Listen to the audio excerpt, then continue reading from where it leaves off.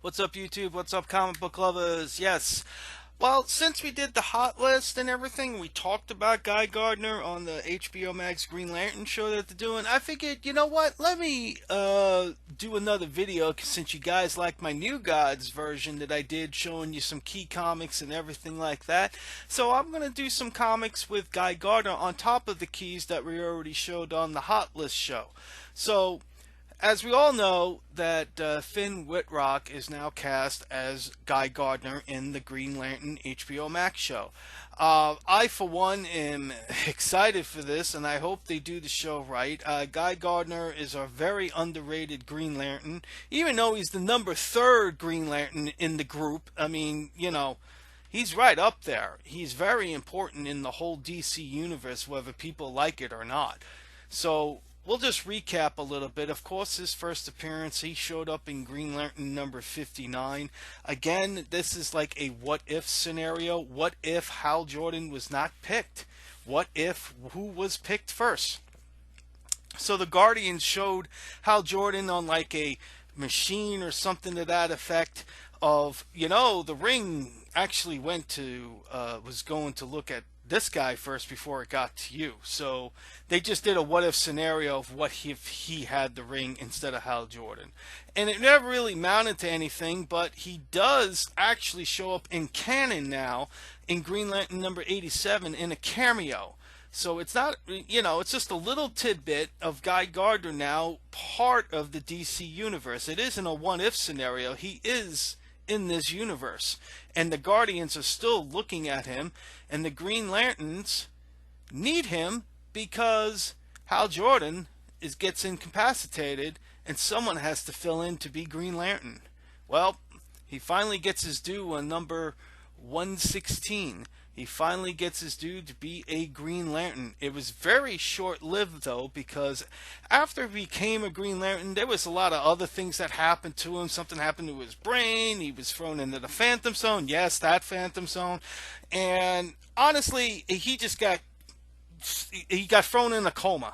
He got thrown in a coma, and the Guardians took him out of a coma and everything. It's just it gets a little messed up in here. But the really important issue, I think, that it is Green Lantern number 194. This is when he actually is given the ring again, and this is the Guy Gardner that we know now, the cocky, arrogant jerk of the DC universe. His attitude, his rebel in himself, and everything like that. He doesn't follow the rules. He wants to do everything for his way or no way. But he does do it for the right reasons. He just acts like a jerk. But because of this and everything like that, there's been a power struggle between him and Hal Jordan, and it comes ahead on issue number 25. They have a fight, and basically there can only be one Green Lantern of Earth, and so Hal Jordan and Guy Gardner have a fight, and basically the fight is whoever wins is going to be the Green Lantern of Earth. And so this is a really significant issue, if you ask me. I don't think we're going to go into this, but in the show, but of course Hal Jordan wins. Guy Gardner is the upstanding guy that he is, even though he's a little cocky. He always stands by his word, and he gave up the ring. He gave it to Hal Jordan. Said, "Here, take it. You're Green Lantern of Earth now." And right then and there, that's when I started to like Guy Gardner more. But you can't keep a good guy down. He ain't going to settle for this, so he decides, I'm going to go get another ring. He can't get a green ring. The only ring he's thinking of is Sinestro's ring. At this time, Sinestro is dead and buried somewhere, so he hires Lobo to help try to find the ring of Sinestro, the yellow power ring, so he can have some power and be a hero again and do whatever he wants and whatever. And also just to really zing it to Hal Jordan. Basically, it's like, I'm not going anywhere. You may be a Green Lantern, but I'm Guy Gardner. And so this three issue story is just him getting the ring which he does, which leads him to his own solo series with his yellow power ring now, and he is just known as Guy Gardner. And again, he's just arrogant, cocky, just all over the place, funny guy, almost kind of Deadpool attitude, just not, but he's himself. This is Guy Gardner. This is what you're going to get. And just like in fashion with the year ones, they gave Guy Gardner a backstory and everything. And it's pretty sad on some of this because, he has an abusive alcoholic father and all that other stuff. And he also you also find out more of his family life too. Besides that, he does have a brother who, in my view, is becomes militia down the road. That's another villain that he fights, and it's his own brother. So this issue right here is his first appearance of Mace Gardner, if I'm correct. And then with all the other issues that are coming out, you just get to know Guy Gardner more, his backstory, and basically how he is now. Because this is the Guy Gardner that's currently in the timelines of right now with all the comics that are coming out right now. You have the arrogance, the cockiness, and everything like that.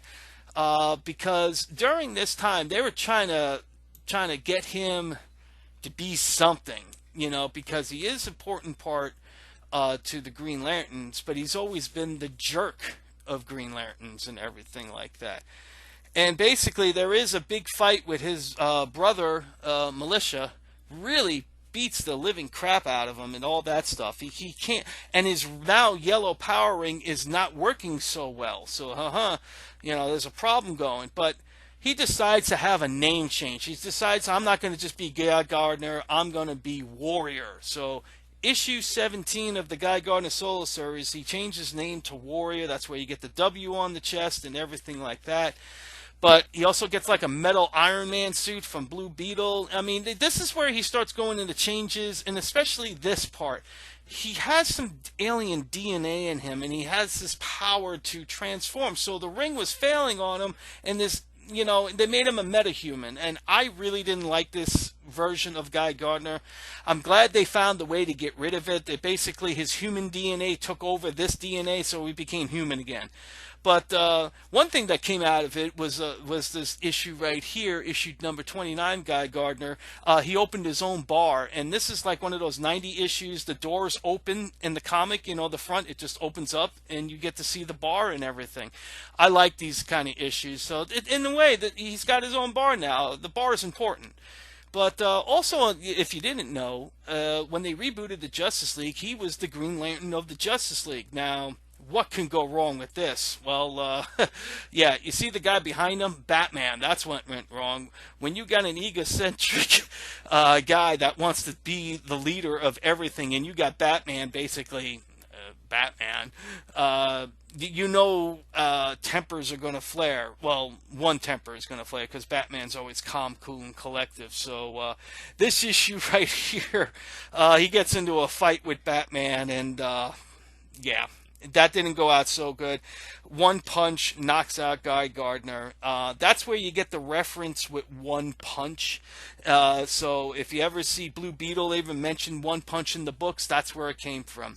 But, Guy Gardner has always been a cocky son of a bitch. But, I think some people ask, well, who the hell would like this guy and everything like that? He's such a jerk. He's an idiot. Well, here's Ice Maiden, or Ice as she's called.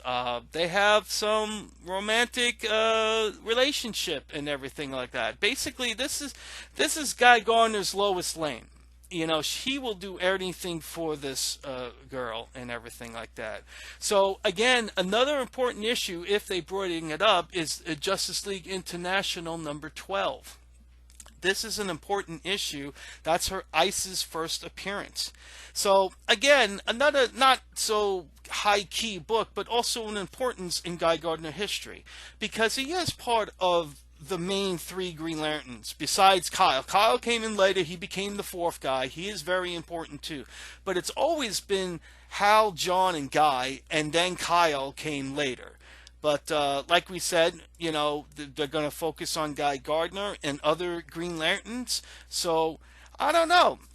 Besides all that, I'm excited for this series. I'm very happy that they're going to be doing this, and I hope they don't rush on anything, and I hope they do take their time.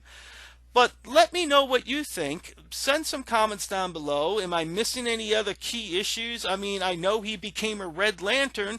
That was another key thing when he basically Hal Jordan says you're going to be the mole of the Red Lantern Corps, and I want you to do something about it. So that's another key issue also. But I don't think we're going to get Red Lanterns. But anyway, everybody take care. Enjoy this list. Enjoy the rest of your weekend, and I'll talk to you later. Bye-bye.